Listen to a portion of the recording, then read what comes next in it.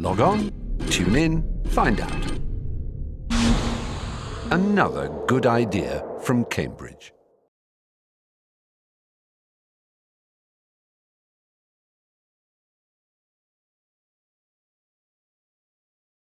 Begin by telling me about where you grew up and your family life and so on, and that would be a good place.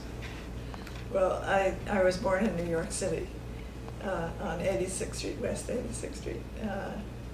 My family was Jewish. My father was a surgeon in New York. And my mother was an artist, a painter, but she was not professional in the sense that she never sold anything. But she spent all of her time at the Art Students League and produced lots and lots of stuff. And it stuffed all the closets, and she used to say, it's nothing, it's not worth doing. But at any rate, my father didn't want her to earn money, and so he would take this as a criticism of his own ability to support the family, which was, part of the cultural look at that time.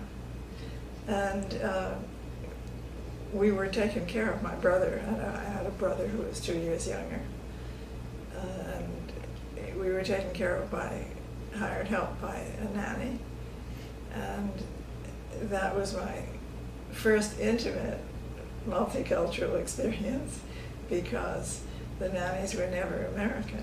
The first one was Swiss, the second one was German, and so on. And we slept in a room with her, so that it was a very intimate relationship. And I saw my parents. My mother spent an hour with me every evening before my father returned from his office. And then he would see me for a few minutes when they went into dinner. And I did not eat my meals with my parents until I was 13 years old. Mm. So it was always eating with a nanny. Where were your parents from? Oh, my mother was a second, third generation American. My father's family had come from Hungary and moved into the slums of New York. They had a dry goods store. And he was a prodigy who got himself way ahead in school and went to Columbia Medical School. And he was so young when he graduated that he lied about his age. And since he had been born in Hungary, nobody ever knew. But that's how his career started. And he became a very distinguished surgeon and teacher. So we were very comfortable. But what shall we say? His parents, his father died on the trip here, the trip to the United States. He had tuberculosis and apparently faded out before he got here. And my grandmother married again. And she had two sons with the first husband, and then two more sons with the second. And there was always some tension between these. And she had come with my father to this country because he was 2 years old and she didn't want to leave such a little child behind. But she left his older brother behind in Hungary. And the resentment over that matter never died. He eventually immigrated to the States? Yes, he was brought when he was about 10. And he became a lawyer and very prosperous in New York also. But there was always a feeling that it had been unfair and that Mama hadn't done the right thing and so on. Anyway, this grandmother and her Hungarian husband lived in the time that I knew them in a little house in Rockaway in Long Island that my father had bought for them. And outside this house was a little tiny garden that my grandfather, Max Stark, cultivated in a European garden. Every row was perfect, and he had raised beds And the whole thing was about the size of this room. But he grew everything, apples, flowers, vegetables, and was very proud of it all. And he was quite a character. He had a Hindenburg mustache, and I remember I used to like to sit in his lap. And we had this great game where I would try to pull his mustache, and then he would try to bite my finger, and I would giggle, and this went on and on. And he went to synagogue every morning, and he took a swift drink of Shlivovitz before he left, just to keep warm. That was his purpose. And my grandmother mostly cooked and took care of the household, and cooked enormous heavy meals for us. And we would go out there. We were taken out there by the governess. So during the period that I remember, it was this German governess who would take us out there, and we'd go on the Long Island Railroad, choo-choo, and go and visit them. And it was a strange relationship. We never stayed there. We just went for the day. And they didn't spend much time in your house in Manhattan? They never came. Never. Well, among other things, they had no way of getting there. They didn't drive.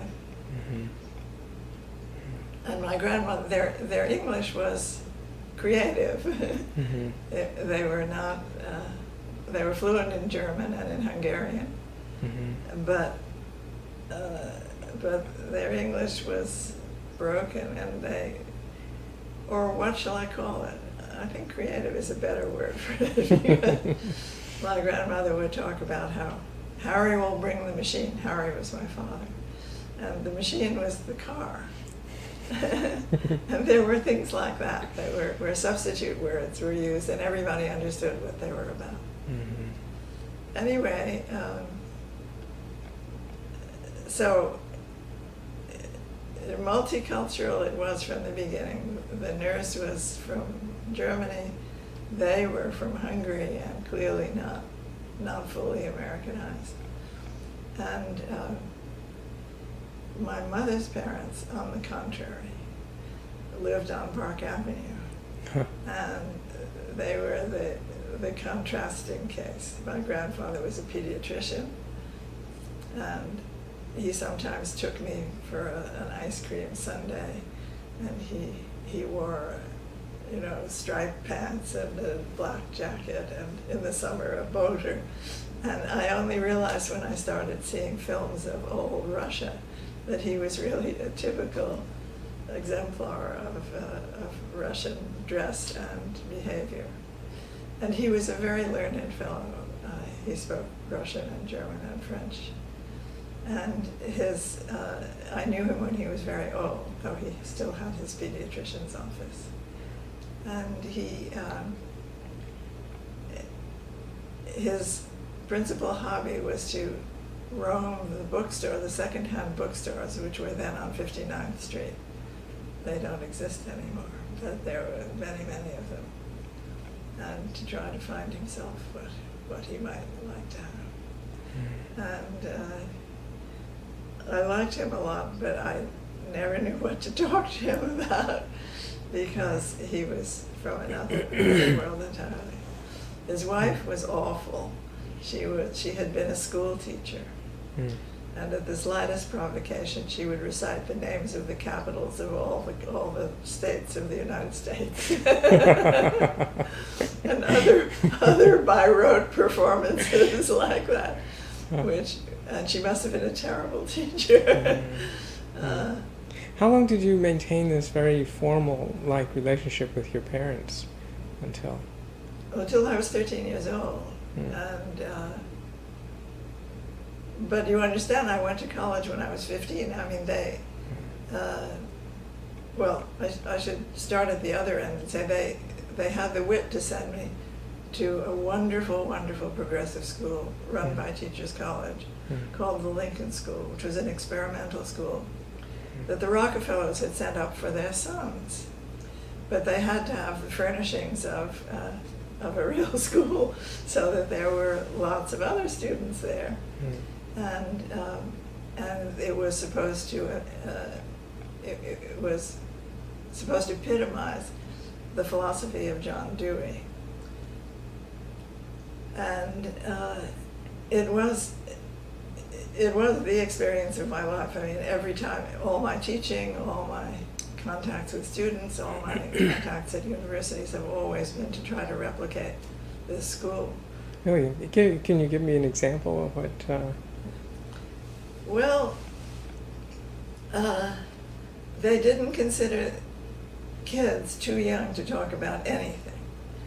So, in addition to sort of normal things like math, which we had to learn, we were taught things about the city around us, and about the poverty of the poor, and the shacks in Central Park, and there was a great deal of learning by doing. So I remember in the 4th grade we had a long study of Egypt.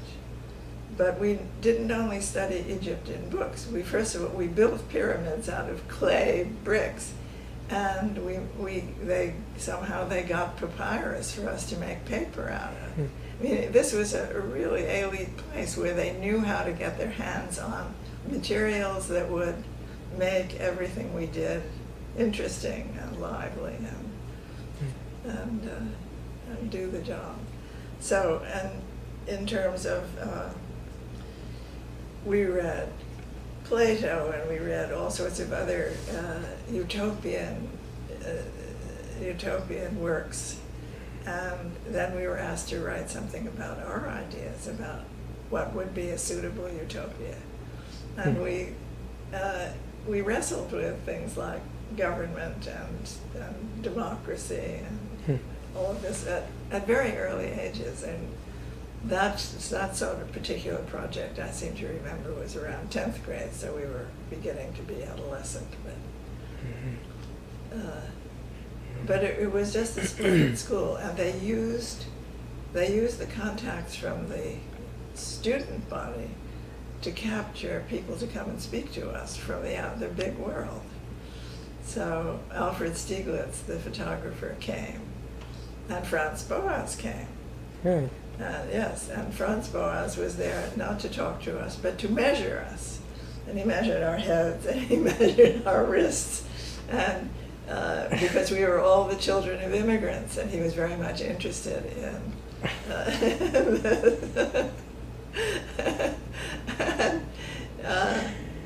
who else came?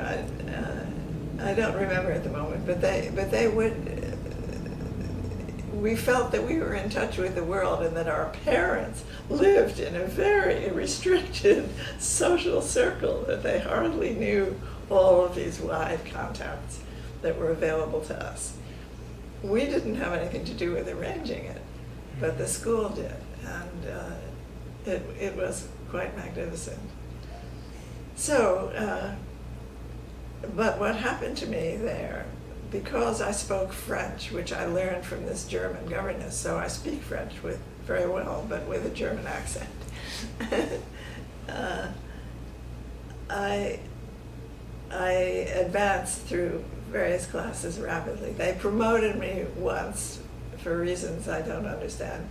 And then at some point, because of high school credits and things like this, they said that you're ready to go to college when I was 15. And I thought that was okay. My parents thought it was not okay, but there was nothing much they could do about it because I was being so encouraged by the school. So I applied to Vassar and other places and Barnard, and my parents said I must go to Barnard because they wanted to keep an eye on me. So if you go to Vassar, you'll come home pregnant. So I'd given them no reason to believe any such thing,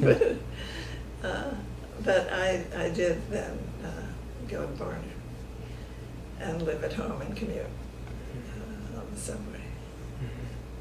And what was your study of subject? I majored in English literature because I thought I would become a writer. And I hated Barnard. it was, and I also thought I would do a pre-med course and become a doctor. That acquaintance with the dogfish discouraged me. Dogfish? The dogfish, yes. Well, we had to do dissections in a lab, and we were given a workbook, and we were supposed to find the things that were in the workbook. And my dogfish never seemed to be the shape or size that the workbook suggested. And you had to fake it because that was necessary. And it was those kinds of maneuvers which got me very disappointed. And it was also, any pre-med course was crowded and purely lecture and purely memorization, and I decided that was not for me. So I switched to English literature. Did your father have the expectation that you would pursue He did medicine? not want me to become a doctor. Oh. He said, women don't belong in this profession. Oh, I see. He had one or two female proteges whom he had trained, but he didn't think it was the place for a woman. Yeah, so you studied literature. Yes. And that was, again, very trying. Lots of memorization, from Shakespeare's sonnets to everything else. And I guess the nadir was a history course in which the person who taught it, as European history, read from a book which he had not written.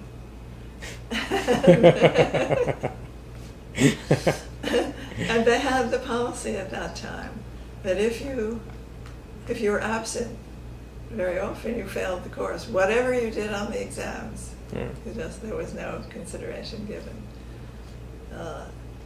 So it seemed to me to be, the whole thing was hypocritical in the extreme.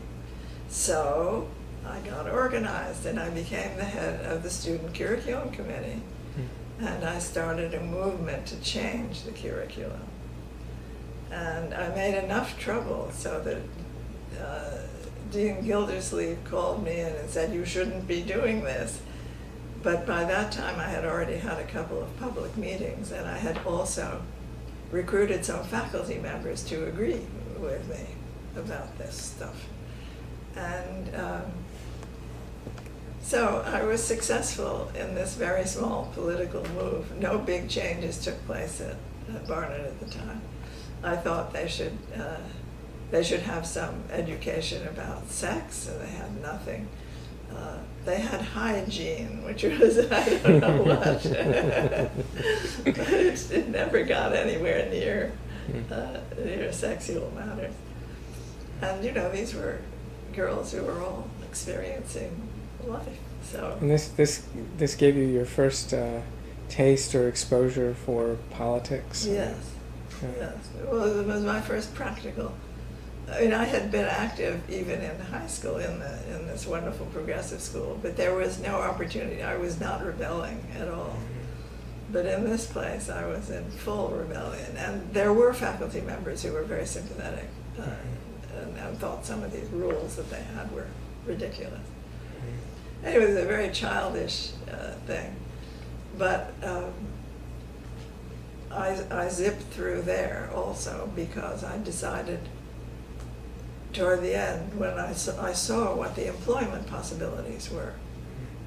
And for an English literature major, the best thing was to become a typist at Time magazine or some such place, in the hope that somebody would notice you and eventually let you do a little bit of writing.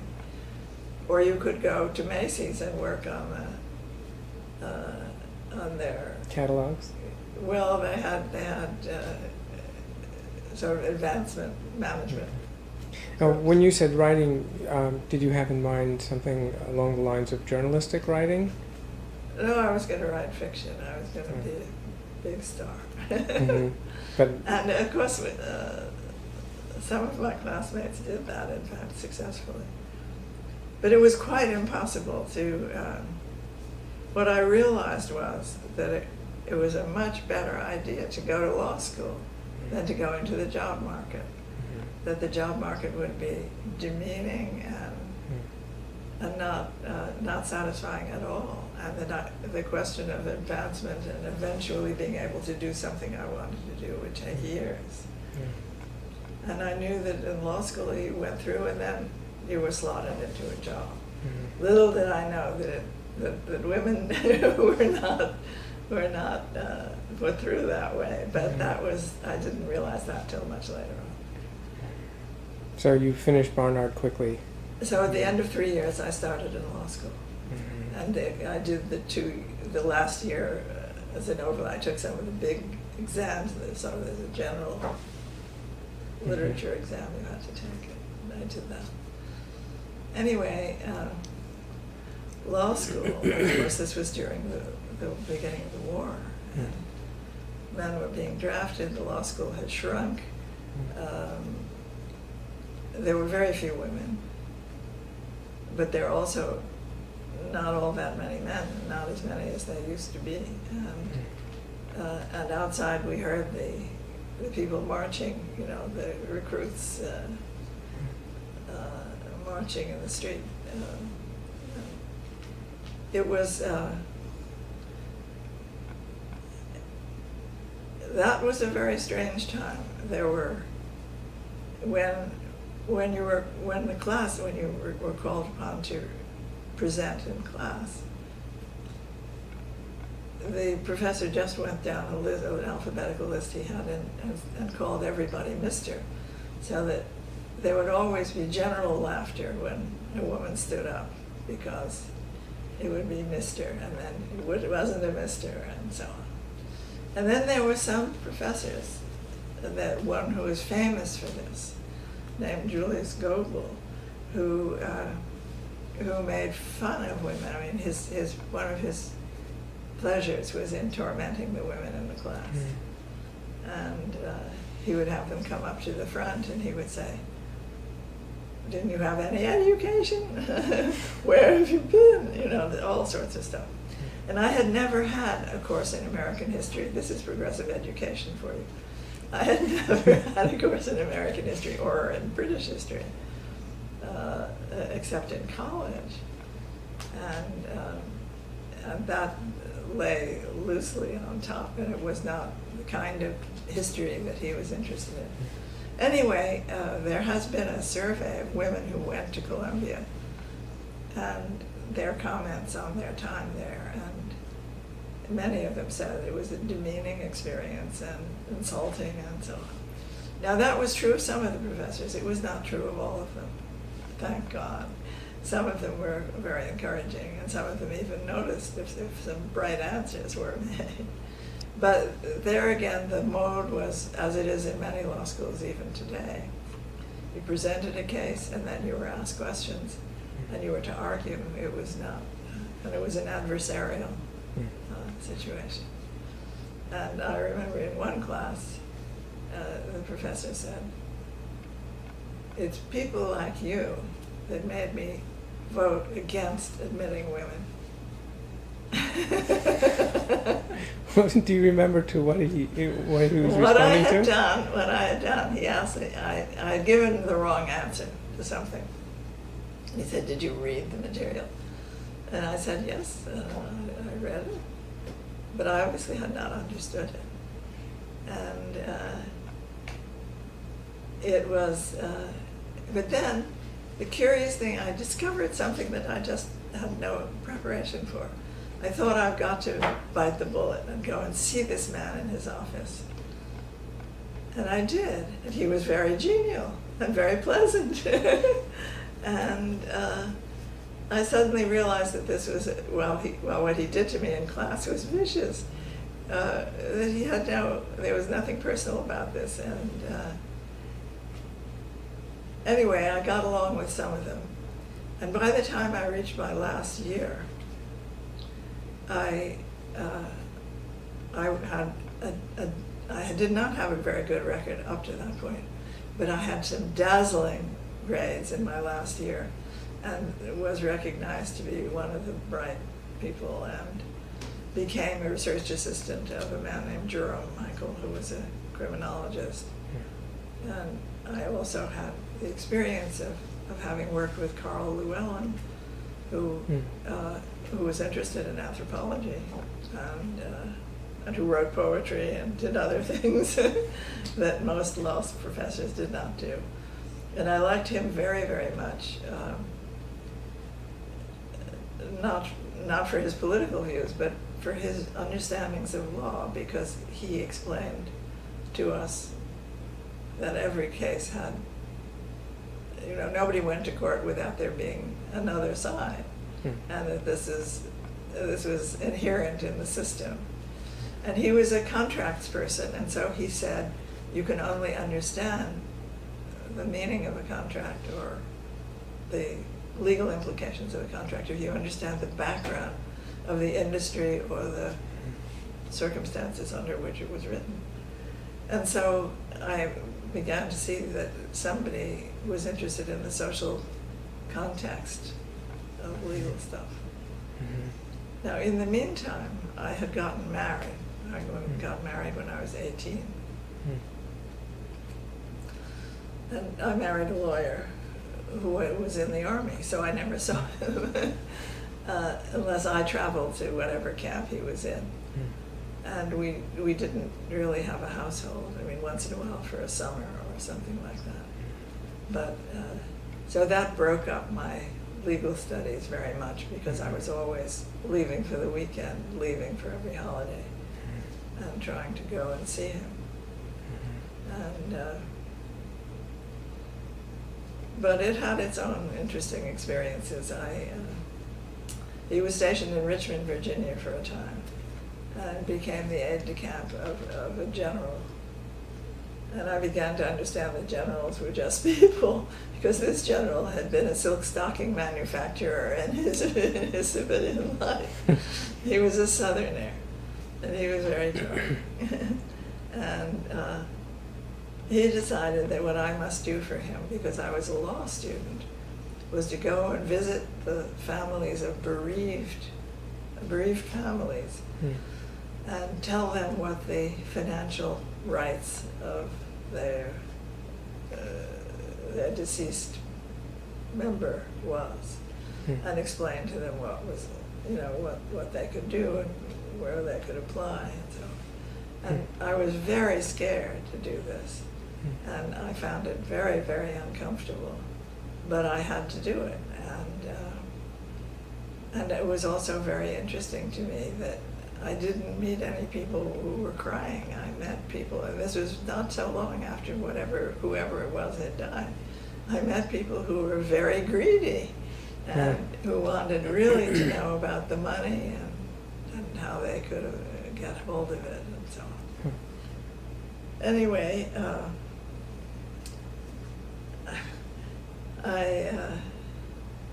my husband didn't leave the United States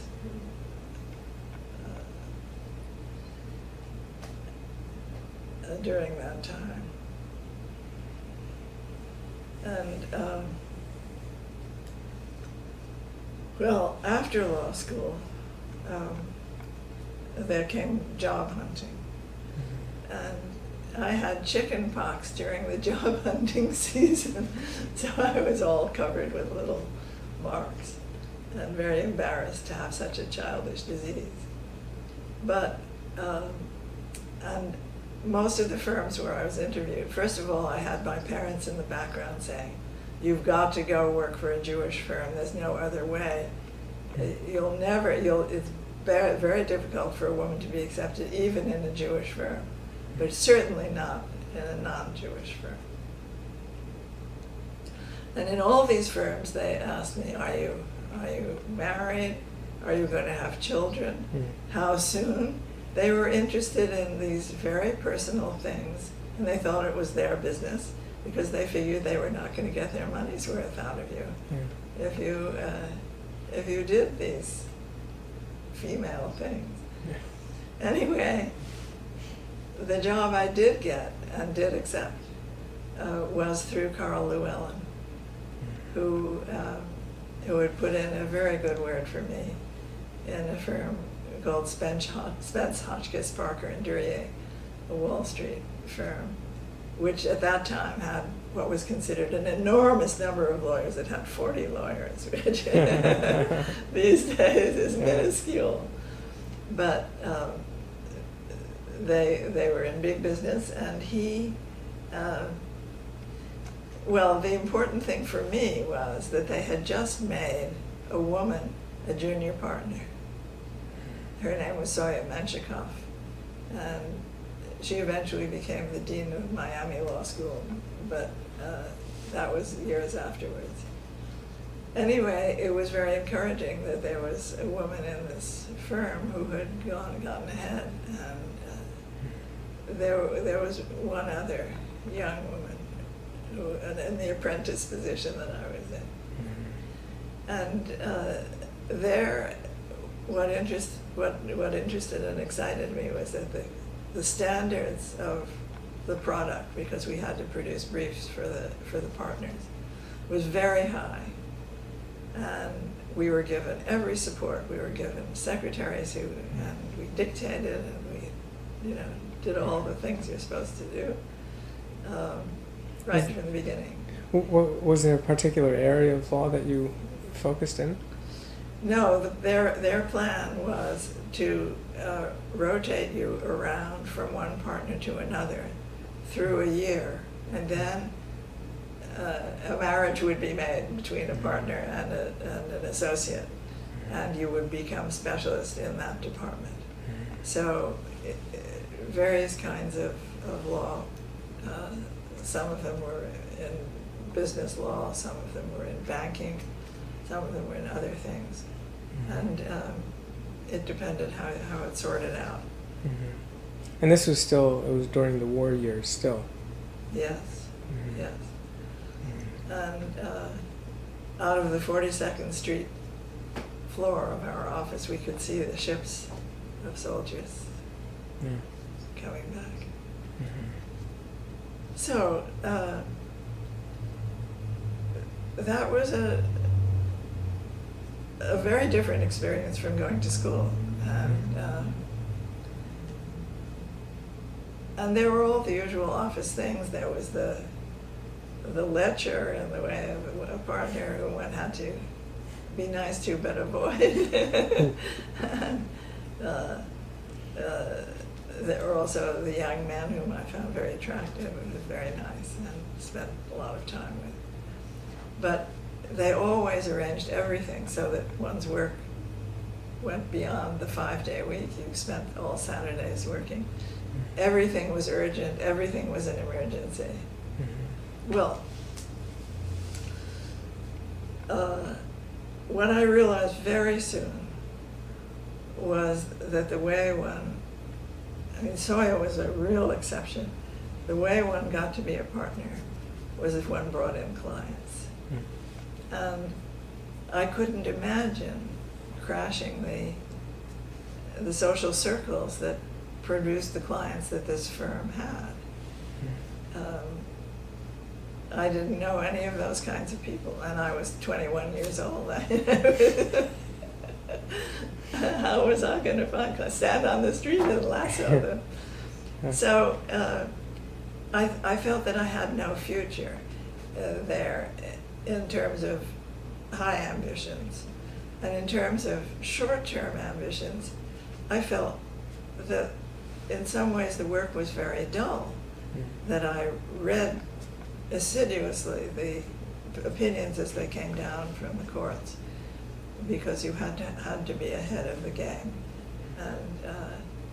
And whenever a client came in with problems, you would then have to sort out which cases might be applicable and how you would sort out his affairs. But a lot of clients came in with the kinds of questions that I couldn't possibly answer, like, should they float more stock or shouldn't they? Things like, business advice. And I realized that one had to know something about the business world, and that I was not going to be able to do that. So I didn't feel like a wild success, even though I was very much a pet in this law firm, and did well. And in external judgments, I was doing fine.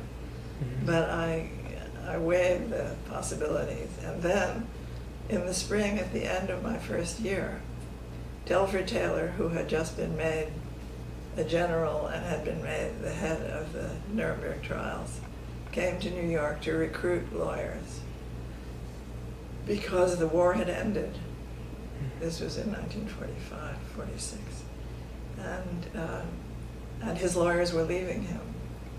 His lawyers were all in the, it was Jackson's staff, and they were all people who were in the Army or the Navy. And they wanted to go home to their wives, and they wanted to go home to their jobs. And they did not want to stay in service. So he was coming to try to recruit some junior people in law firms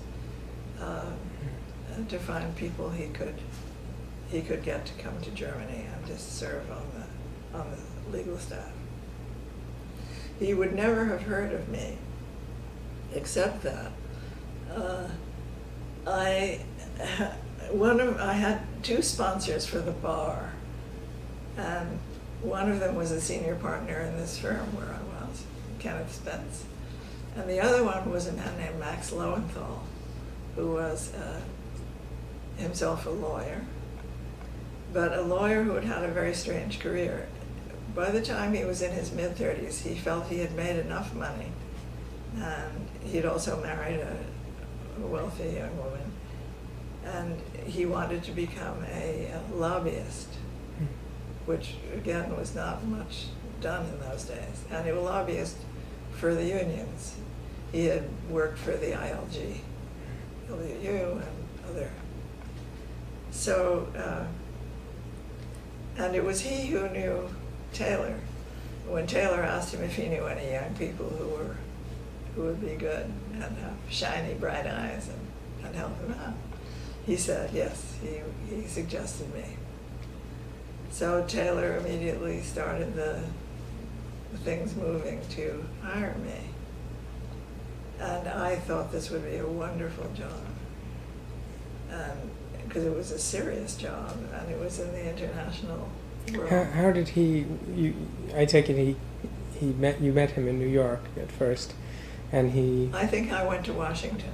Okay. And met him there. I heard about him in New York. Okay. But and how did he present what he was going to be accomplishing? well, they were going to try the major figures of the German government. This was public knowledge. Right. And he wrote before he died a book about this. We were clearly going to be given a list of the defendants, and it was not something in our option to choose any of these people. And it was a question of making the cases against them. Mm-hmm. Anyway, I was interviewed by a number of people in Washington. I went to the Pentagon, which I think had just opened at that time. And I talked to them, and I can't understand why, but they decided to hire me. And then, of course, the question became, what's going to happen to the husband? Mm. And so he started to apply for a job with the same outfit, and he eventually,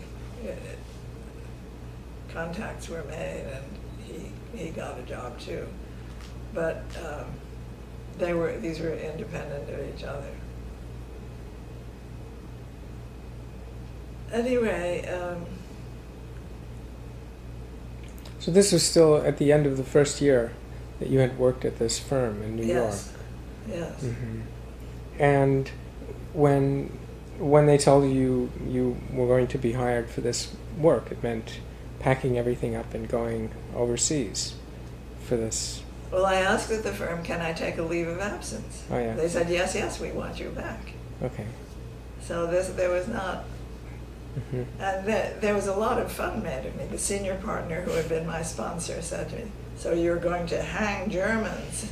and I said, no, I don't know what I'm going to do. And there was this, the feeling. Well, altogether in the firm, the whole unease about a young woman lawyer was very considerable. I remember one of my first, so to speak, cases. Soya was away, and I was sitting at her desk. I was given her a desk, and she had 4 telephones or something, and it was so terrifying to me have all this happen at once. Anyway, I was told that she was going to represent an owner of a factory who had hired underage kids in his factory, and that he was going to appear before a labor board, and that I must represent him because she was busy elsewhere. So I met this man who must have been in his 50s. I was a young thing. And so underage yourself. And when we got to the labor board, the labor whatever he was, mediator, said, "Which one is the lawyer?" Anyway, that's the sort of reception with which I was met in general. What did your parents make of this gig at the Nuremberg trial work? Oh, they didn't want me to go, but they didn't want me to go for many reasons, and one of them was that some doctor had found spots in my lungs which suggested that I had tuberculosis, and they thought it would be very dangerous for me. But I dare say they didn't want me to go on general principles. That they felt it was a dangerous situation. And in what way? I don't know. I think probably being in a foreign country where I knew no one, and no one was responsible for me, and except for Telford Taylor, and I hardly knew him. Yeah. That no one would be looking out after me. And then this tuberculosis thing came up, and I was not going to take no for an answer, so I found another opinion, and I found a doctor who said, you probably don't have tuberculosis, because many people who live in New York have these things in their lungs. This is just a general consequence of living in New York. And B, if you do, that doesn't mean you're going to die. You just be good, drink a lot of milk, and have regular X-rays, and you'll see whether you're okay or not.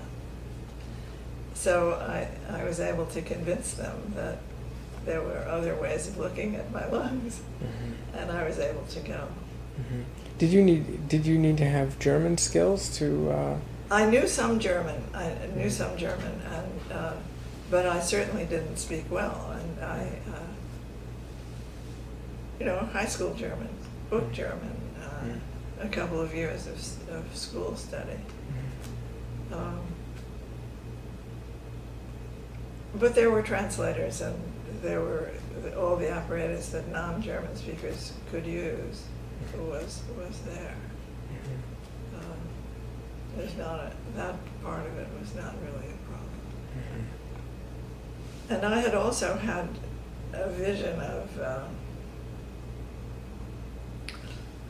of being able, in some way, to sort out which Germans were more or which ones were less culpable, and to take a pro-German view of that. But that was, again, not possible. So tell me once you arrived, how were your various expectations? Because clearly you've been reading things in the newspaper over the years and had heard. Well, Taylor said to me, "What case do you want to work on?" Which was a nice way to open my career. And I said, I want to work on the industrialists' case, because I believe they had the option of helping or not helping the regime. While a lot of the other people were in inferior positions in relation to their government. and did not have those choices, but I believe the industrialists did. And Farben and Krupp were the cases I wanted to work on. And he said, fine, that's what you'll work on. So start with the Farben. And I did. And this was Farben, the guy, IG Farben. IG Farben, the chemical company that made the gas, Right. and that also employed slave labor. And very, very early in the game, I went to the Farben headquarters with a galaxy of 3 or 4 German speakers as assistants to help me go through their files. And that was a very instructive and very distressing experience. I went, to begin with, I didn't know how to drive. And I had to get from the place where I was billeted to the Farben headquarters every day. And I had to go to the motor pool to get a car. And there had to be a driver because I couldn't drive. And I took some of these people with me, these assistant people. But anyway, what I found was there were tremendous warehouses full of documents. It was like a factory, floors and floors and floors, and you went in and there were shelves of manila folders with hundreds and hundreds and hundreds of documents. And then I asked to meet the person who was in charge of this building. And it was a German who had been in charge of the files and libraries of IG Farben before the war. And these materials had come out of a salt mine where they had been hidden during the war because it was feared that they would be damaged in bombing. So they had just been returned to Farben headquarters and put out on the shelves. So I asked him, well, you must know where everything is because you had to do it. Oh, I have no idea where anything is. In short, I got no help from him at all. And he said, there's no order, they're just randomly shelved. And I felt sure this wasn't so. And I felt sure there was a lot of documentation of the slave labor and the maintenance of it. They must have ordered food for them, they must have ordered other equipment for them, there must have been ways in which one could find materials. And I talked to my little assistants about this, and all they could find was a telegram that had been sent to Hitler congratulating him on his birthday, and things like this, which were completely not incriminating and had nothing to do with the kind of thing we were really after. But you wouldn't have expected people to just cooperate. I didn't expect that these files were in the charge of a German. Or that they were in charge of a Farben man. Yeah. I thought that they would be in the charge of an American. I see. And there was an American major who did have, what shall we say, formal control. And I went to him to complain. And he said, oh, that Nuremberg thing, that's terrible. They shouldn't be trying these people. It's all a bunch of Jews who were attacking these nice Germans who are doing perfectly legitimate things. And what do they think they're doing? And he didn't say you come representing them, but essentially he was saying that he would give me no support whatsoever in my complaints about the man who was in charge of the documents. Nor would he help me get the kind of documents I needed. Well, was there any, just as a curious point, was there any point during these various investigations and involvements in which your identity as a Jew became relevant? No. What other kinds of approaches and researches did you engage in when you were over there to try and get materials for the case? Well, there were materials circulating in the main office, some of which I packed together into a brief. But you know, they were not nearly as useful as these other things would have been if I'd been able to get hold of them. And, well, I learned simply, I finally met a young chemist who was also interested in the Farman documents and who was interested in their formulae because he was going to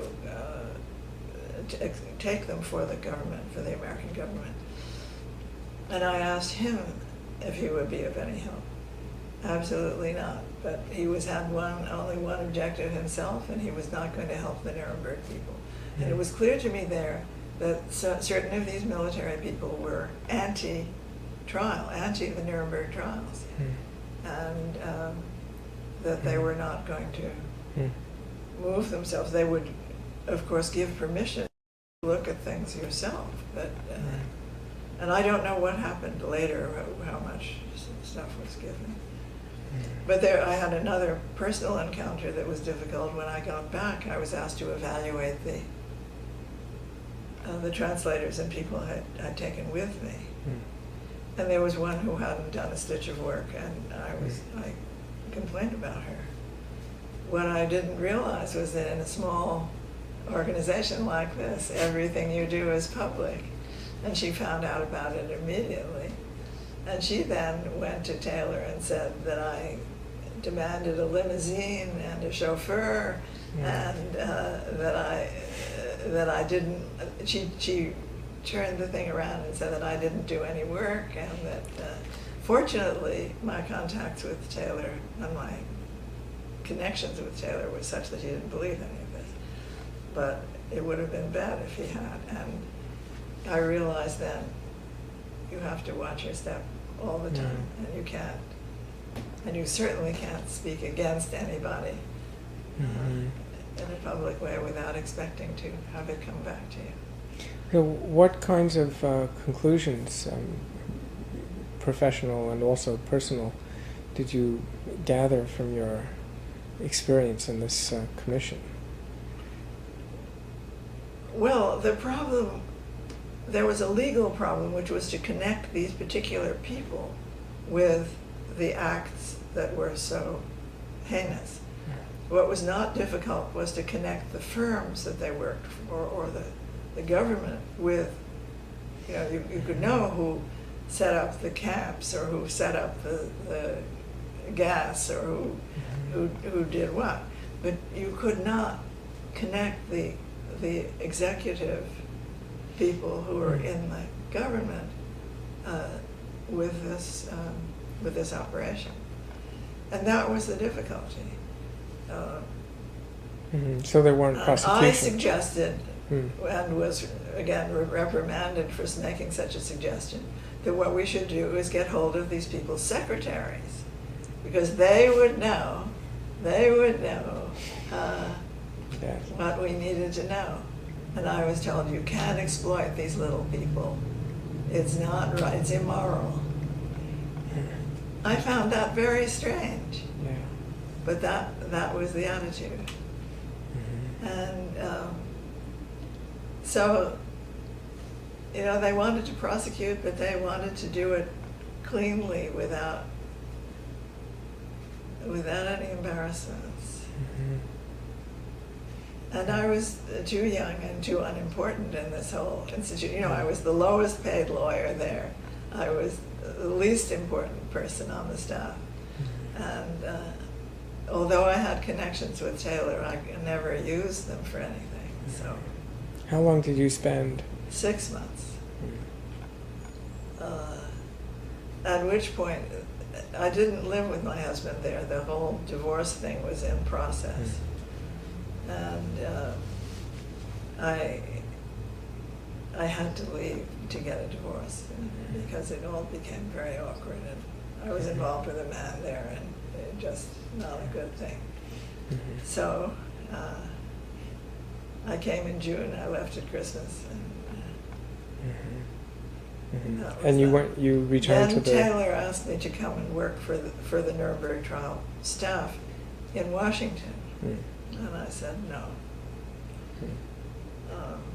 Were you already back at the firm that you had I left? didn't go back. I spoke to people there. They wanted me back, but I didn't want that.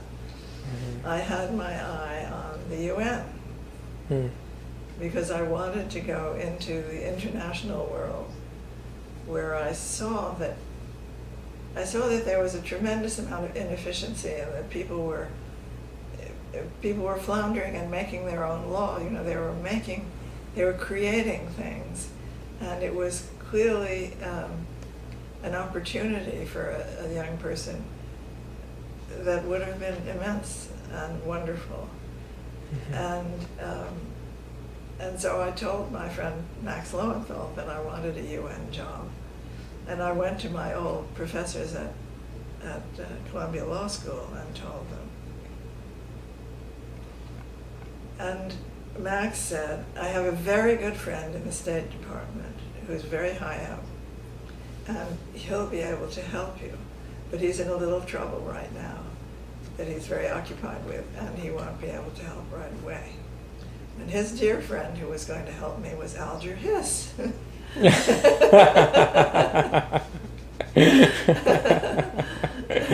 So the job at the UN never materialized because Alger Hiss's fate began to get worse and worse and worse during the course of that year. Yeah. So while I was studying for my anthropology exams, I was realizing that I was not going to be able to do this. You started to take anthropology in preparation for this. But I went into the PhD program, and it was the only. See, what I told the anthropology department was that I was interested in what was known in the social sciences about who had responsibility for what a group of people or a tribe or a nation did, and how were those, how was that worked out? How was that explained? How was responsibility allocated, and who had ideas about this? Well, of course, anthropology is a complete blank on this subject. Yeah. It's still a question, I believe. But that was true in general. I mean, it was even true of political science. I looked at all the social sciences.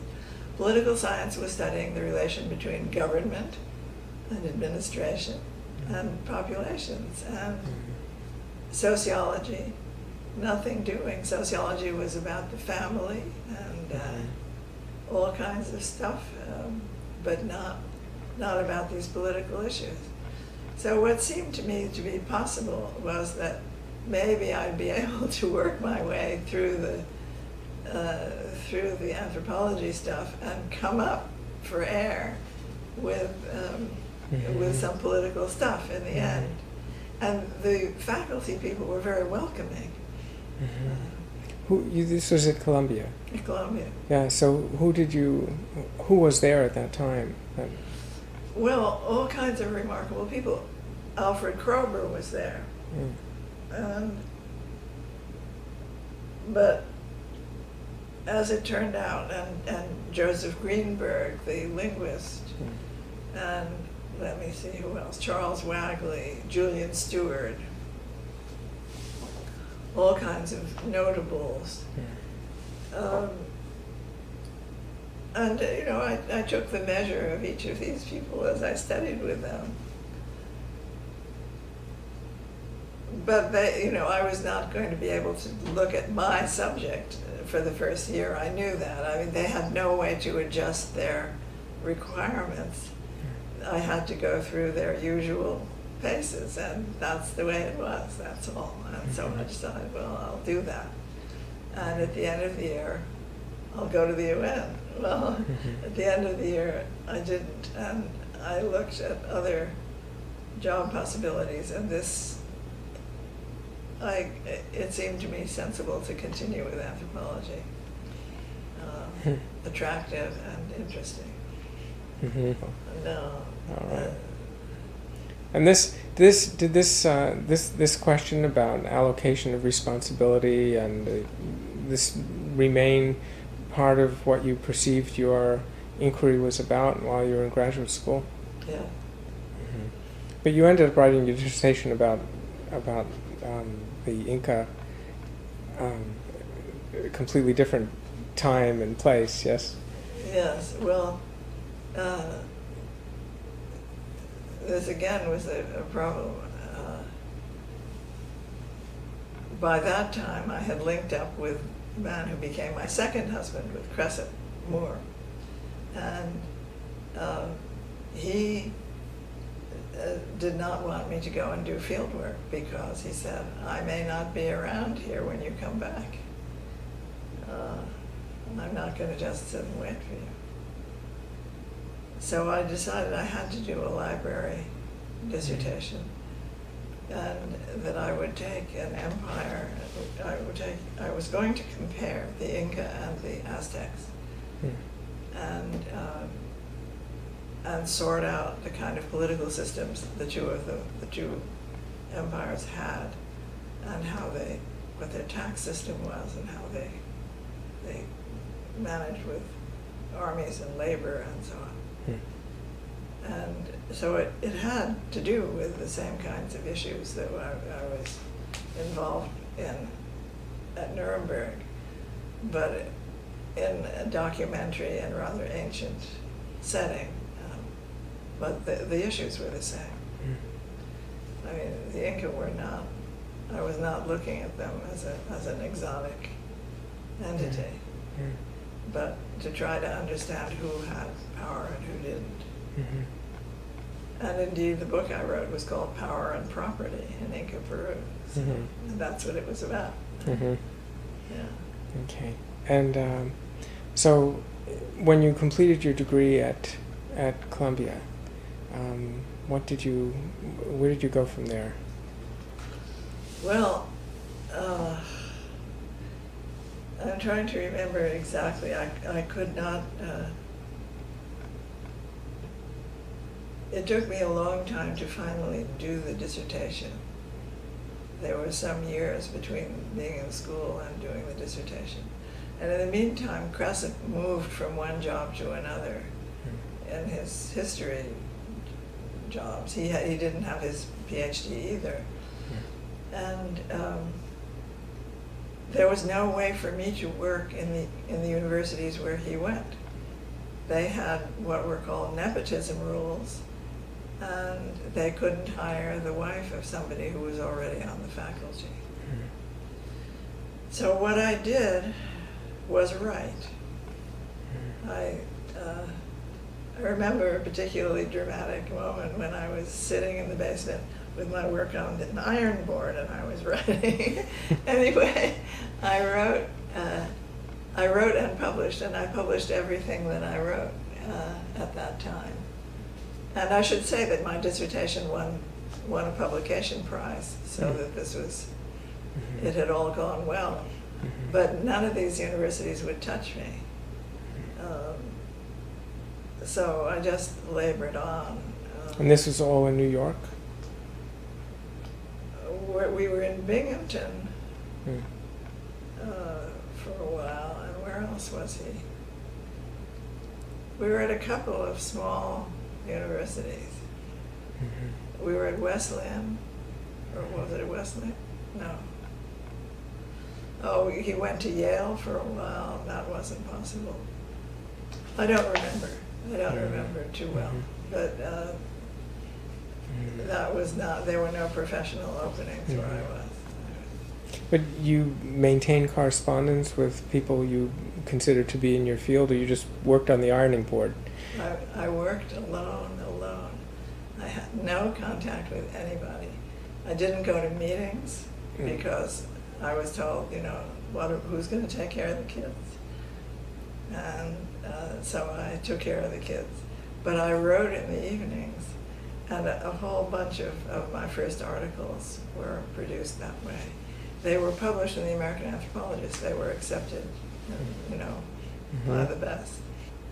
Oh, I should say that my first publication was a history of the department at Columbia, because Kroeber had been asked to do that since he was the first PhD in anthropology in the United States, and the first PhD produced by Boas. Yeah. And he said he didn't want to be bothered, but he would give me his notes, and would I write it? So I did. So that my first publication was a history of the of the anthropology department. The second publication was then this book on Peru, on Inca, Peru, excuse me. And then after that, I started writing. So I wrote some stuff about kinship terminology because I observed that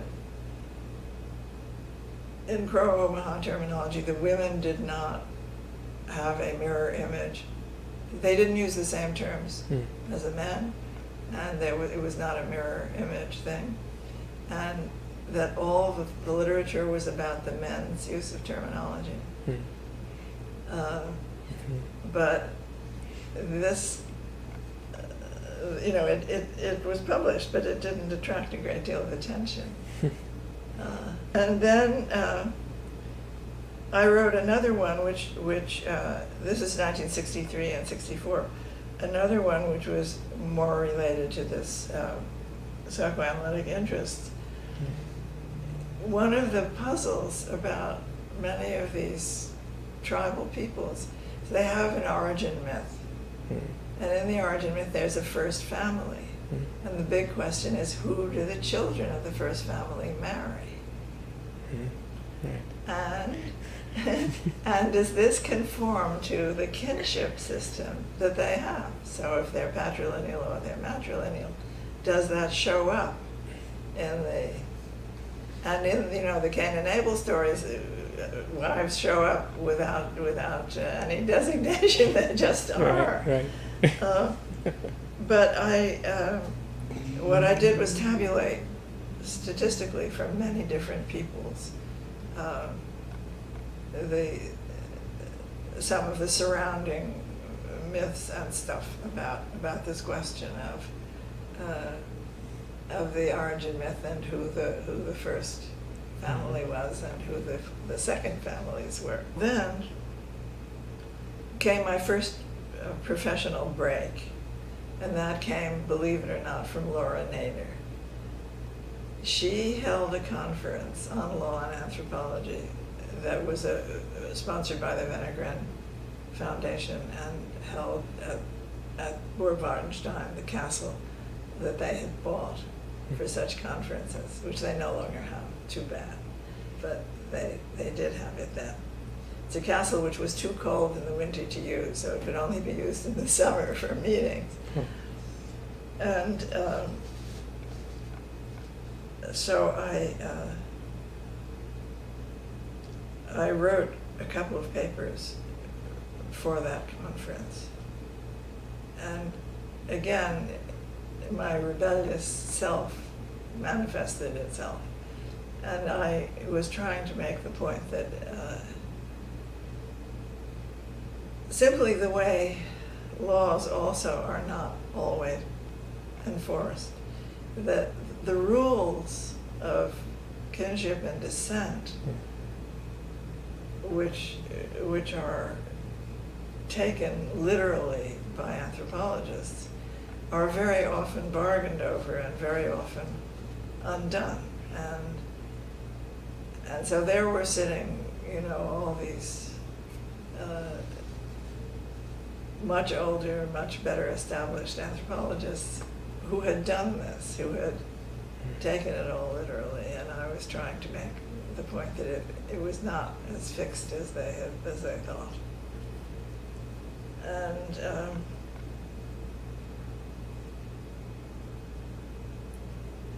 that went all right. It didn't. Anyway, I was launched after that conference, because then I knew all the people who were in law and anthropology, especially the English people.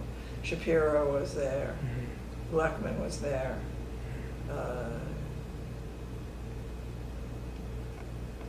Nader, of course, who had organized it. Bohannon was there. Everybody in the business who had a name in law and anthropology was there. So I became one of the boys. My first academic job was in California after Kress had gotten a job at UCLA. So I simply was a camp follower of him Mm-hmm. up to that point, Mm-hmm. because there was no possibility of employment. Mm-hmm. But I was being published, Mm-hmm. and although I didn't go to meetings, I got away enough to be able to go to this conference in Austria. Mm-hmm. And it was set up in this strange way where because of course most of the conferees were men, the woman who ran it, whose name I've forgotten at the moment, wanted them to be happy. So she supplied the equivalent of geishas, young Austrian girls in costume, to sit at our tables at dinner, so that things would be lightened up.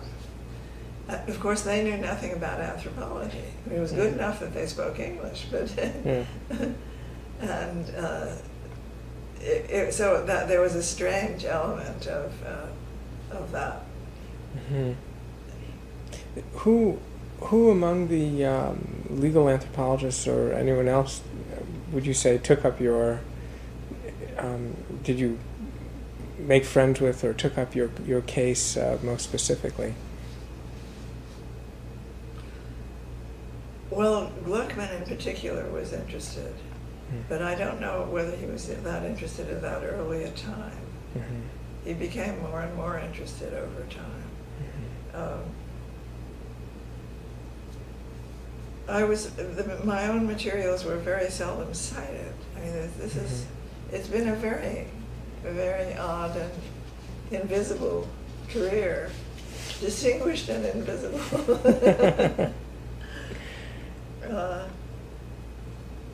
Then the Biennial Review of Anthropology asked me to do a review of all legal anthropology. It was the first article of its kind.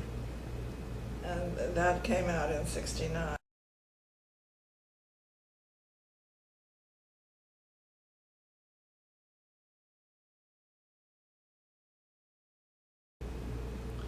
Okay, well, I should tell you a little bit about Cressip's work. He was studying 19th century politics, and in the period when they still had records of voting, poll books that recorded the name, occupation, and vote of every member of every community. And that was until the 1870s. And during this period, to explain what was happening politically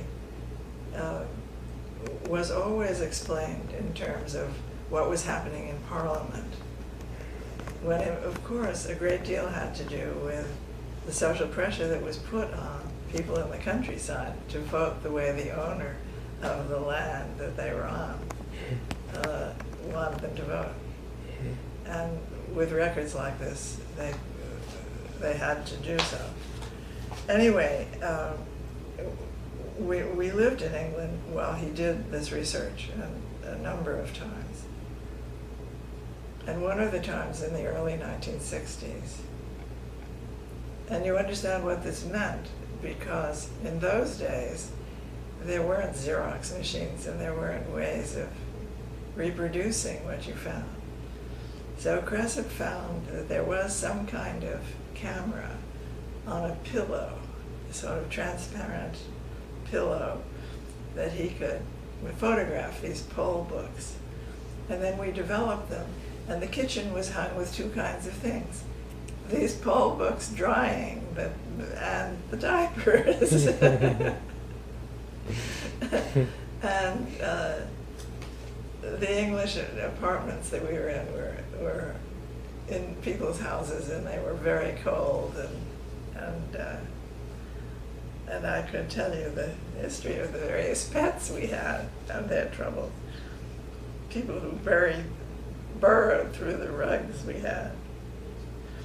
Anyway, what matters in terms of my career is that in the early 1960s, when we were in England, Cressip got an offer from UCLA, and we decided to go. And so in a mid-year time, we moved to California.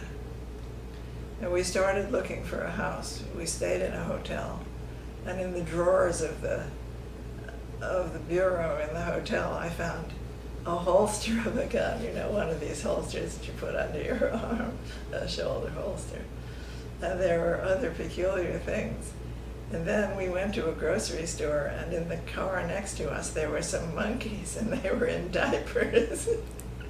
And I thought, this California is more strange than I ever thought it would be.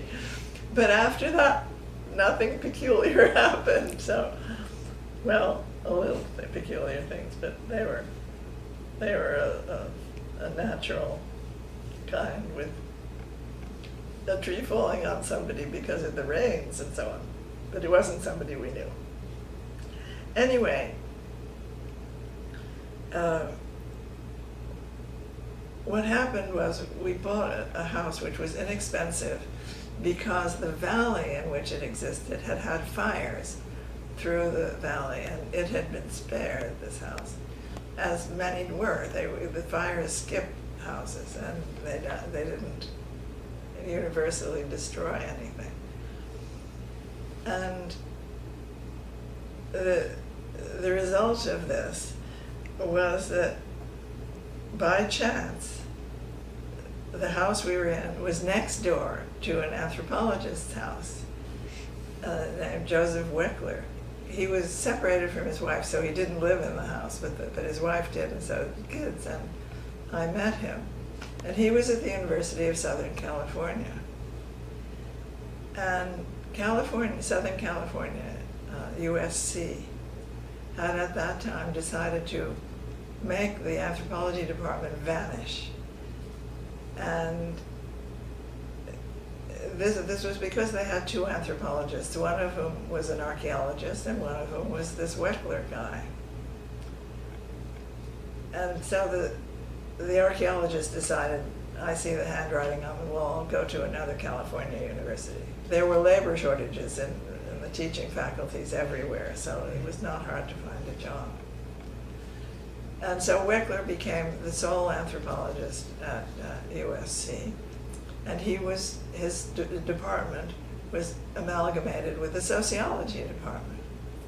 And he said he badly needed another anthropologist, and they would give him the position if I would take it. And I thought, wowie zowie, this just came across, you know, without trying, without applying, without anything. I mean, he knew about me because I told him about me, but I had not formally done anything to approach the university. Anyway, so he fixed it for me to get a job as an assistant professor at USC. And I thought that was dandy. I didn't like being in the sociology department, but I thought, well, you know, you take what you get. But unfortunately, Weckler was an alcoholic and very depressed. And 5 weeks into the term, he killed himself. So I found myself the only anthropologist at USC and in an alien sociology department. Well, I immediately started being political and trying to get the money for his position given to me to hire some young graduate students from UCLA to supplement the anthropology department. And I did get 2 of them, and I began to feel, you know, things are moving. And indeed, there came a little bit later a time when there was a vacancy in a senior professorship, and I asked that be allocated to anthropology, that they would really begin to have a department if they had a very senior person and me and 2 junior people. And it was allocated to me in the beginning. The sociologists weren't very swift on their feet at that time, but they were later on, and they took that position away from me. But in the beginning, I had it. And actually, it was through that I made my first contact with Harvard, because I tried to get a Harvard person to come for that senior job. A certain person who didn't yet have tenure, but who was on on the cusp. Anyhow, this is the kind of university where you had to teach what was in the catalog. It had nothing to do with what you knew or what you were interested in. There were certain kinds of courses and you had to give them because they were offered, and honor required that the catalog offerings be filled. So I taught things that I'd never heard of before, like American Indians and all sorts of stuff. And it was a very arduous year in that way, because teaching unfamiliar things, and the teaching schedule was not light.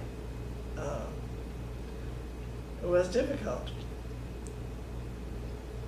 But at the same time, things were beginning to make me very happy, because I was beginning to meet people at UCLA, because Kressip was at UCLA, and it wasn't really because of that, because the first person I met was Michael Smith,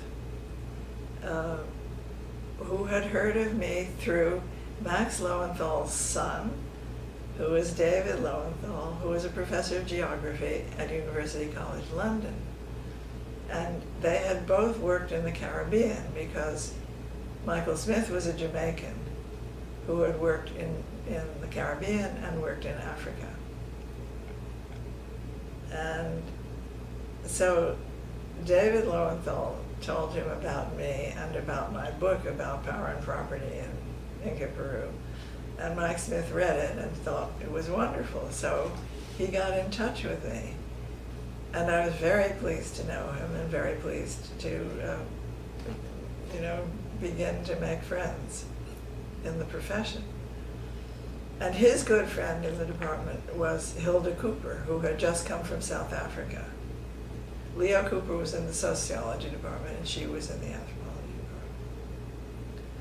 So with those two, I had a rollicking social life. We read many of the same things. We talked about many of the things that interested us. And I became invited to all the seminars and things of interest at UCLA in anthropology. So that although I was isolated at USC with my little junior people, I didn't feel alone. And moreover, I decided that with them, I had to do something that would make us come together. So we ran a seminar with the three of us, always present, and it would concern some topic that interested all of us. And we would have the students doing field work in Los Angeles and producing materials for the seminar. And one of them studied Alcoholics Anonymous, another one studied gangs, another one studied a hippie community. They were all interesting materials because these kids had personal connections with these things. And it was much closer than one might have expected if it had gone from the outside to go study X. So that was going and very, very satisfying. And on the UCLA side, I also found great pleasure in speaking to Smith and speaking to Hilda and talking to them about the things that interested me and that interested them. Now, what happened was, eventually, I was fighting the sociology department politically because they had their eyes on this professorship that I had. And it was a short-term thing. We appointed a man named Kalervo L. Oberg, who was a retired anthropologist who had worked in Latin America. And it was clearly going to be a short-term appointment. And my thought was that we would then be able to appoint somebody younger and more lively, and as soon as he retired from that job. But by that time, the sociology department had wised up to the existence of this, and they claimed the professorship. And I was outraged. And I had decided to take a year of leave and go to the African Studies Center at UCLA for my year of leave. I was very indignant. I was still not tenured at USC, and I had published more than, or as much as anybody there. I couldn't understand why they didn't tenure me, and I couldn't understand why they were taking this professorship away from my little tiny anthropology group. So I thought, you know, in your face, you'll see, I will simply depart for a year.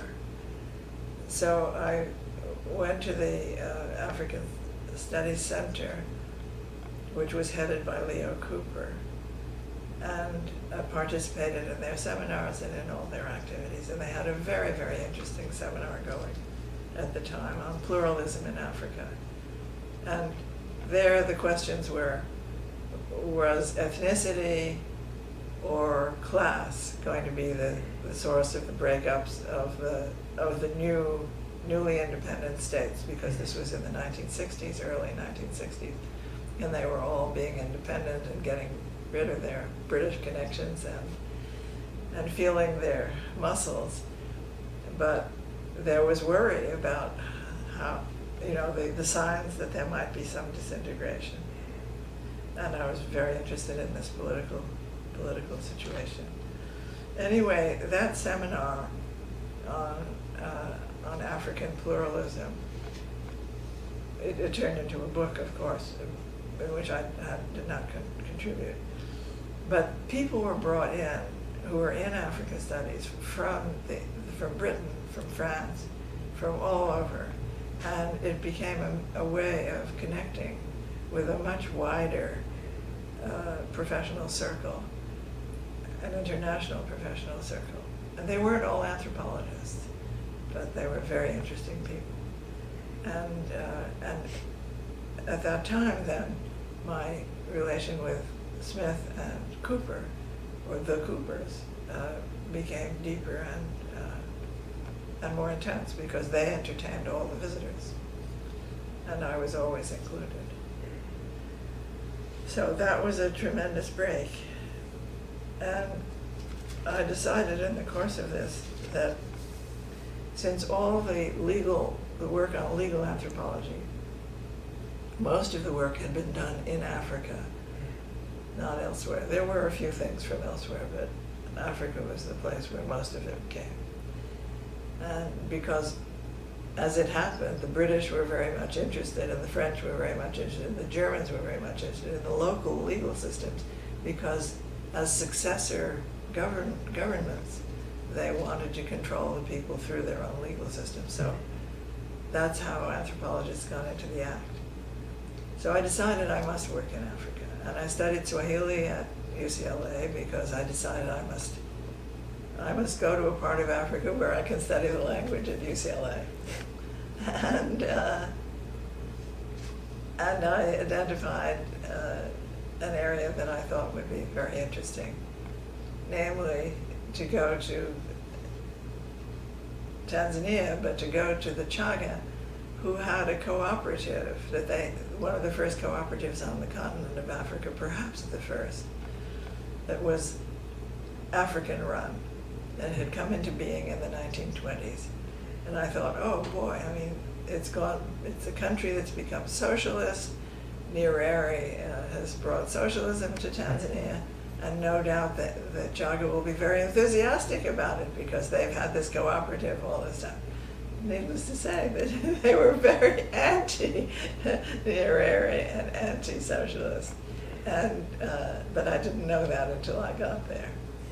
Anyway, I thought this is a very interesting political scene, and I will study their law and also their situation in relation to these larger entities, the colonial government, the socialist government, local government, and so on. Did you have some help gaining access to the Chaga? Well, not really, but it turned out that I couldn't be sponsored by the anthropology department because there was no anthropology department. All the African universities had banished them. But the law school was happy. The law school at Dar es Salaam was happy to sponsor me. And it's as a lawyer that I got there. I would not have been acceptable as an anthropologist. I mean, they knew I was an anthropologist. This has to do with rules and fuzziness. They knew I was an anthropologist, but it was, the formal sponsorship was of me as a lawyer. And I didn't know any Chaga, and I didn't know anybody who knew any.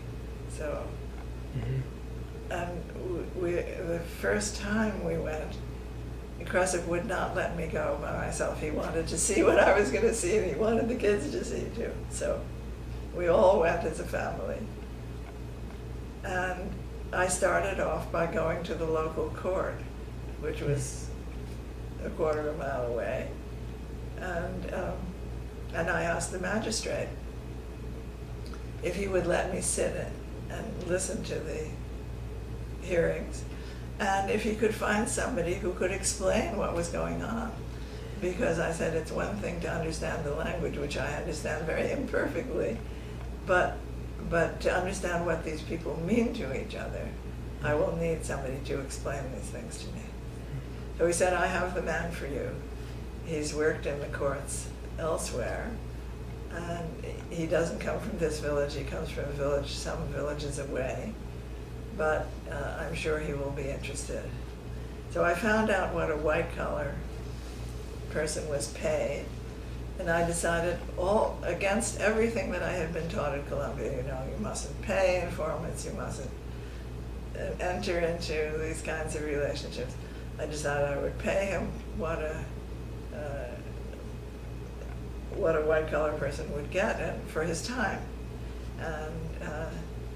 and we made an arrangement, and I'm still in correspondence with him and his family, and I financed his son going to school in Russia, and it had all sorts of consequences in the long run. But he was at that time quite a young man, and it went well. He spoke enough English mixed with Swahili to explain things to me, and it was very much what I wanted.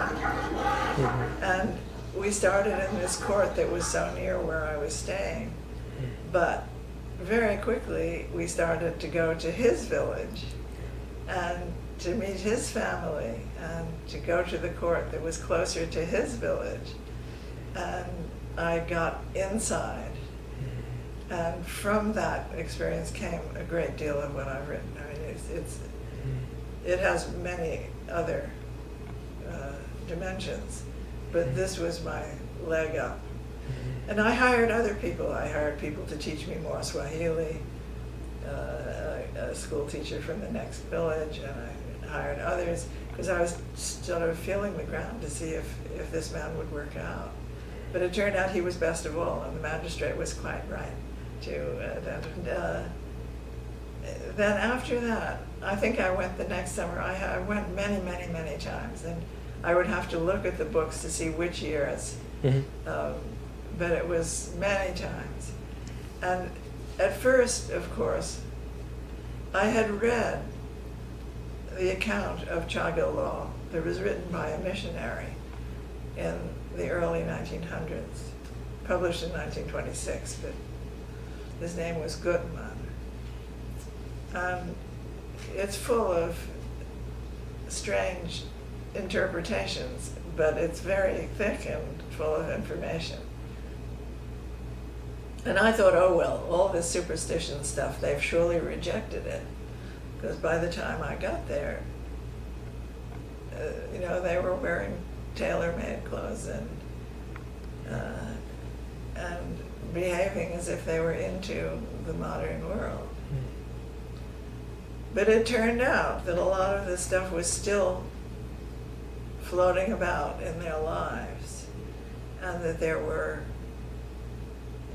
a brother jealous of his brother might well work witchcraft on him and keep his wife from bearing children, or make his goats die, or whatever. Any misfortune could have such an explanation.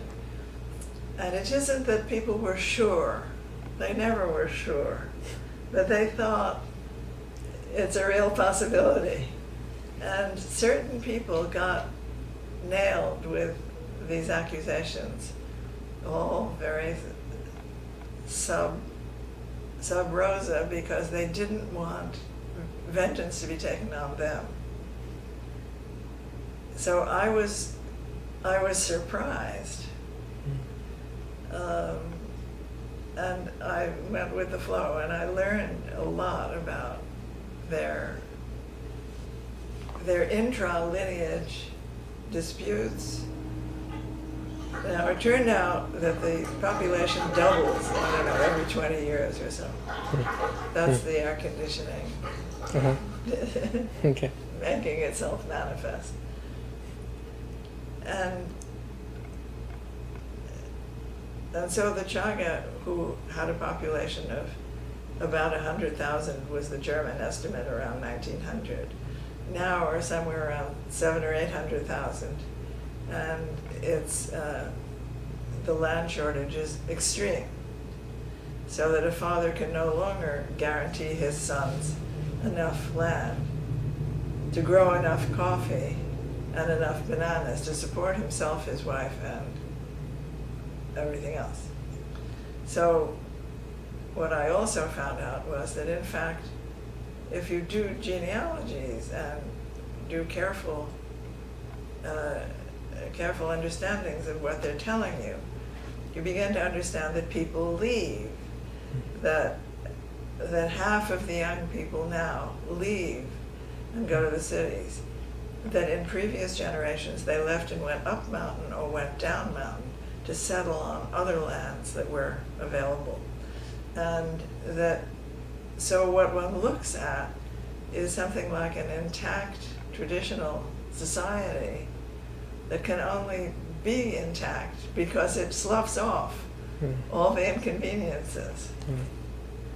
So that was a tremendous revelation to me, and but it was very exciting to learn about these things, because I felt very unsure of myself, very unsure that I wasn't being led by the nose, you know. Why are they telling me this? And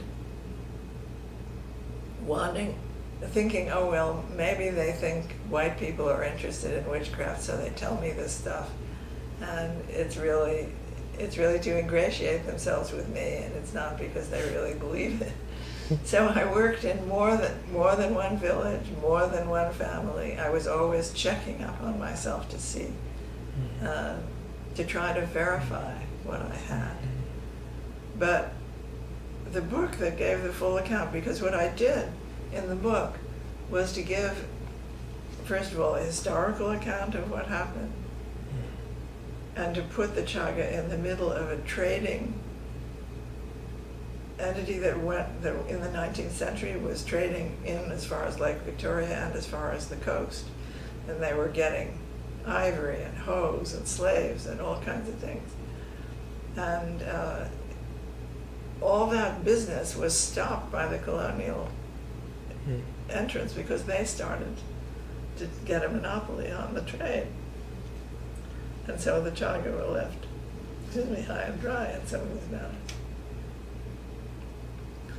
But I tried to put the historical perspective on it.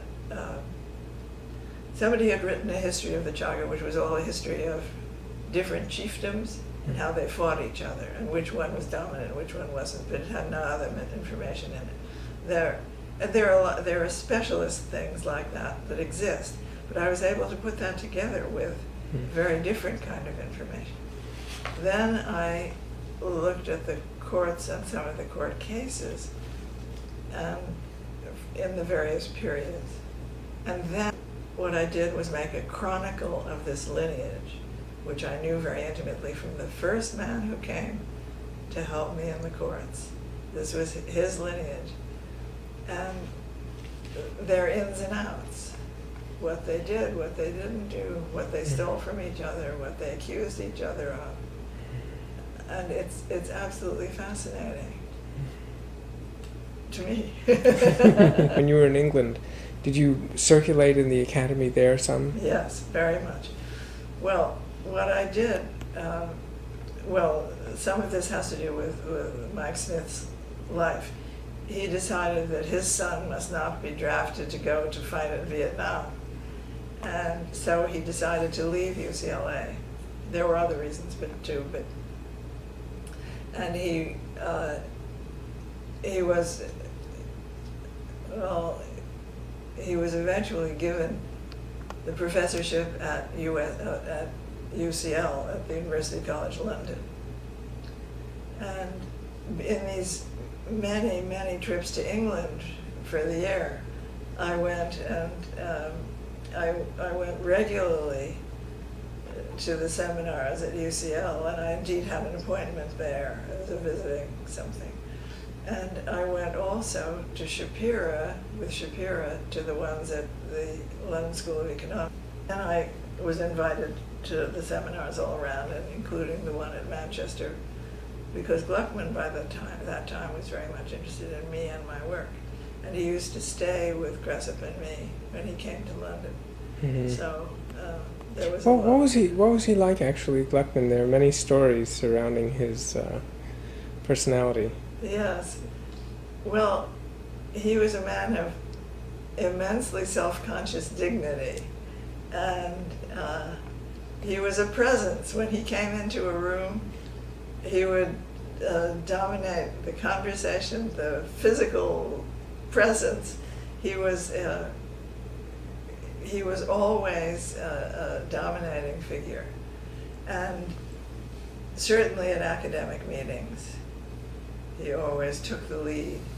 And he would hold his head like this and appear not to be listening, but he would hear everything. And then when he sat up and the voice started, everybody collapsed. Now, people were very angry with him a lot of the time, partly because he was so insistent on his own points of view.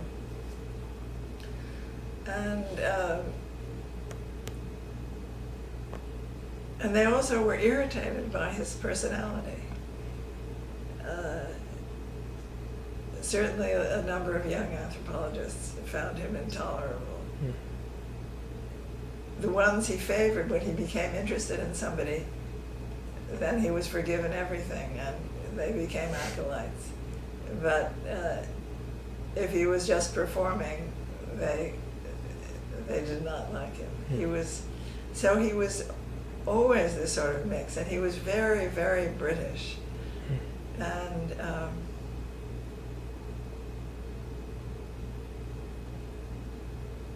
politically there was this strange mixture. His wife was a communist, and he flirted with communism but didn't ever belong. And but at the same time, he was very understanding about the position of colonial administrators. And many of them were in very difficult situations. I mean, they were not all bad guys. And in this period, in the middle of the 20th century, when people in this country became aware of the liberation of the colonial places, they became so anti-colonial that anything like this was considered intolerable. And he was considered to have been a sort of servant of colonial administration. And he wasn't any more than anybody else was. The story of his fieldwork is very sad. At one point, after he had done a great deal of it, he was in a canoe and he was going to try to shoot a bird. And a man in the canoe stood up at that time, and the man was shot. And Gluckman had to leave, and there was a lot of trouble about this. And he was sort of cut off. And there were other things that people hated about him and that Nader and others differed with him about. And I tried always to make peace. His interpretation, he did the first study of a court in Africa. And this was an African court run by Africans. But of course it was a colonial court with African personnel. And he sort of ignored that. I mean, it doesn't enter his theoretical frame. And he looks upon the court as a place that expresses and determines the norms of the society. And that in each case, they are using some norm to determine the result in the case. And then sometimes he says quite candidly that he doesn't know what they decided, how they decided. But it's as if he was using an analogy to Western legal ways of behaving and transposing it to this court. And he did that not only about their procedure, but also about their concepts. So he saw them as having concepts of property, of wrongs and rights and things like this, very analogous to those in the Western world. And his father was a lawyer, and so he learned some of his father's conceptions, and he would throw in a little Latin and this and that. Also, he started out, as you can see from one of his books, I don't remember which one, he had the idea that when he went to the Barotse courts, he was going to illustrate one of Sir Henry Maine's theses about primitive law. That this was going to be an example, a living example of Sir Henry Maine's ideas about primitive law. Now, all this is rubbish. It's what do we say, a mistranslation of one system into another. But you can winnow out the interpretations and look at what was actually happening, because he describes it clearly enough so that you don't have to take this overlay too seriously. But he was very insistent on this, and he was insistent on it, it seems to me, for very, very nice political reasons, because he wanted to show that Africans were as rational and as logical as Westerners, and that their system was really much more like ours than unlike ours. So you can understand why he was a controversial figure. Yeah. And where did your work fit relative to that idea or others that were about at his time?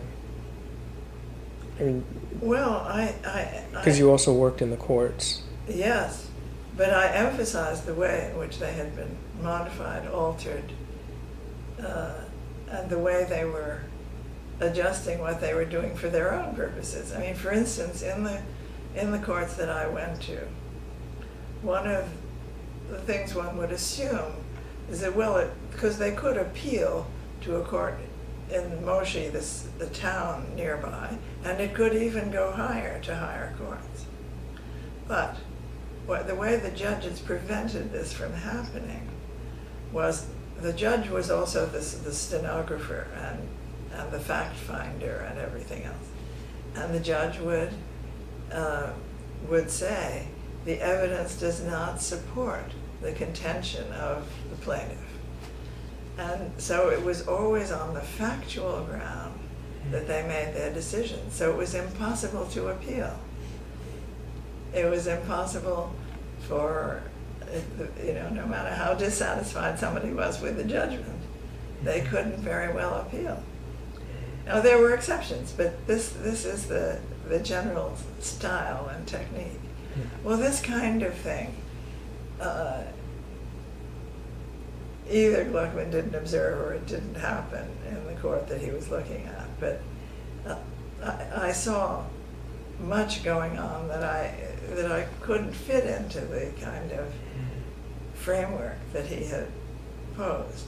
But I didn't use it to attack him. You see, this is a difference in style. I wanted him to like me, and I also respected him for what he had done. And well, anyone who wanted to read this very boring book could have seen that the material would not support his ideas. That was not a public thing. Many anthropologists have advanced their careers by attacking somebody in a prominent position, and that was simply not my style, and I can't tell you why.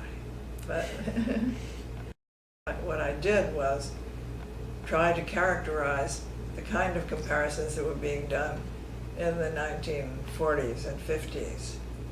Well, first of all, before in the 19th century, and then in the 40s and 50s, and then today. And trying to show that the items being compared are completely different. And this, of course, plays into my whole interest in process. And that, in fact, if one is interested in, let's say, the process of economic development or the process of political corruption, you can't easily compare the way you could to find out whether a particular people was matrilineal or patrilineal, whether they had gardening or not, whether they had cattle or not, and so on. And so there's been a complete revolution, and that is very much connected with a time-conscious anthropology, a concern with the passage of time and an anthropological description as a moment in time, not a thing, not an object. What are you working on right now? Well, apart from trying to sell this book, a man at Oxford has asked me to produce. He's an archaeologist, and he's editing a volume on the archaeology of Kilimanjaro for the Cambridge University Press. But he wants some sort of general article on Kilimanjaro for this book. And I don't know him or anything about this, but I said, look, I wrote a book about Kilimanjaro, and if I can get permission from the people who own pieces of it, because the Cambridge Press owns the right to publish, the University of Rochester owns the copyright. And if I can get both of their agreements to use the text, I will then try to produce a compressed thing that will be suitable for a book of this kind. That's what I'm engaged in at the moment, and it's driving me mad because it's very difficult to compress a 400-page book or 350-page book into 40 pages. I should never have said yes.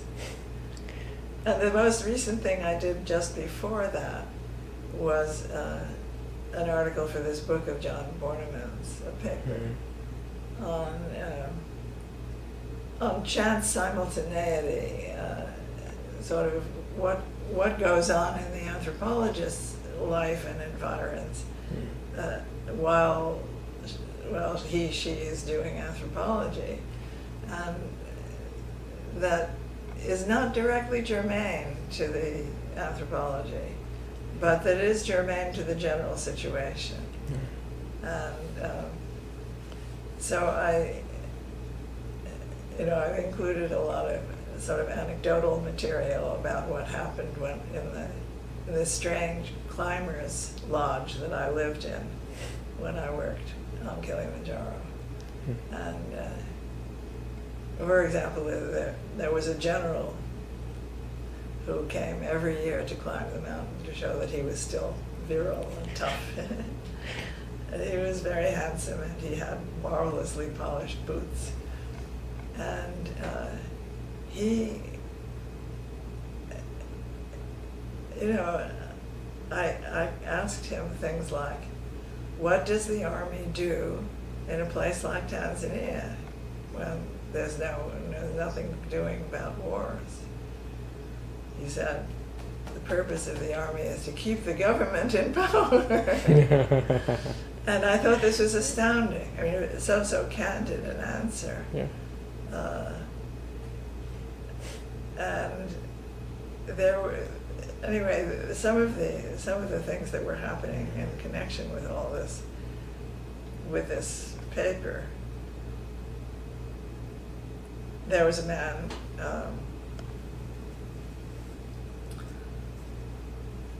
Achaga, who went to Yale, and who happened to be at Yale when I was there, and he was there in political science. And I helped him to write his dissertation because he really wasn't into what was expected academically. And he wrote it as a sort of propaganda thing. And then I explained to him that that's not what's being asked, and you need to do it another way. And the material in his footnotes then came to be in the body of the dissertation. And he got his PhD and has had excellent positions in the international development world since. But one of the times when I was in Tanzania, he was the chair of, I think it was I've forgotten the name of it, it's somewhere in my notes, a section on development in the university, a section on, and what it really was a sort of espionage thing in which they had to look at where all the government money had gone into development projects, and to see whether any of them had succeeded, and if not, where the money went and what happened, and this and that. And he was then a big cheese in the government in this way, because he had his hand on all development projects all over Tanzania, but his actual position was in the university. Now he said to me, if you get into any trouble, this is where you go. Go to my brother. He's in Arusha. You can get there, and he will protect you. Now, that he should have anticipated that I might have trouble, that I never thought of this. And his whole view of the world was quite different from mine. And he's done wonderfully, and I now email him, and he emails me. Life has changed for him as well as for me. Right.